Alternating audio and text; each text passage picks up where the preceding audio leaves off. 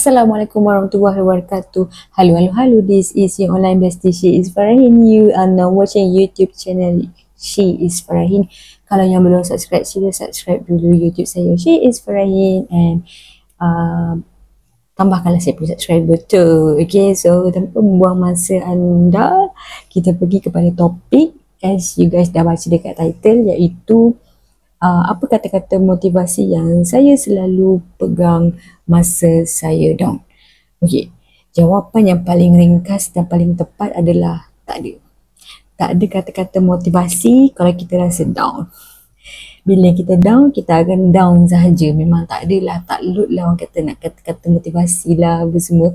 Tapi what can I say untuk kita boleh nak elaborate sikit lah this topic as lately ni, tak ada lately sangat kan. Tadi saya nampak dekat threads, dia lalu kan dekat thread saya, yang mana ramai orang yang tengah rasa down, and then bukan setakat rasa down, minta tips macam mana nak bangkit daripada rasa down, nak minta cara untuk bangkit selepas rasa down. Okay, dan apa tips ataupun cara yang orang share pada you boleh cuba.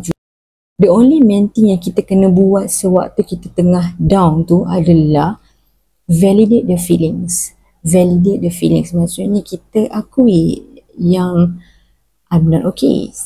Kita aware, kita sedar yang kita tak okay pada waktu tu. And what can I do?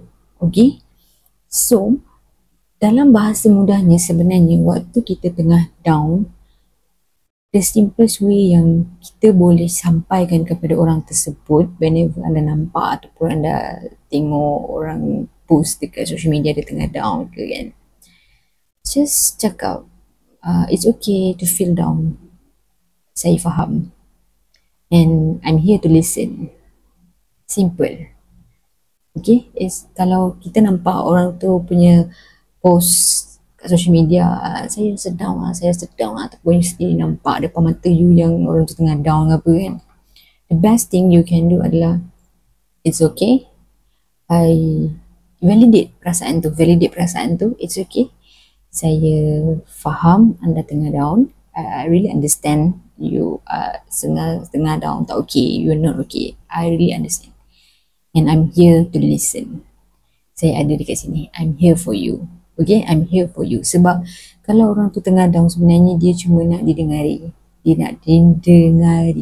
Mungkin dia tak ada orang yang dia nak express the feeling. Okay, so pandai je kan. Tapi itu one of cara yang saya selalu buat lah. Kalau macam saya sendiri pun, kalau saya tengah down pun, saya tak berapa prefer to cakap apa yang sangat down kan tu kan. Tapi macam mana caranya saya boleh rasa macam feelings tu dah getting better, which is keluar hang out dengan orang yang terdekat ke, dengan kawan-kawan ke, dengan keluarga ke kan, and keluar without asking like macam mungkin dia tahu apa yang kita tengah down kan tu kan. So without asking, just keluar. And lepas tu okay lah, sebab kebanyakannya kita tahu macam mana nak to settle down. Macam kita tengah rasa down tu, macam mana kita nak settle the issue. Most of the time kebanyakannya orang tahu, and kita jangan bagi macam nasihat ke, nak bagi tazkirah ceramah yang lagi dahsyat lagi kepada orang tu. Tak. Actually kebanyakannya orang yang down ni sebenarnya dia cuma nak didengari saja. So you have to comfort that person. Dengar, listen. Okay, listen.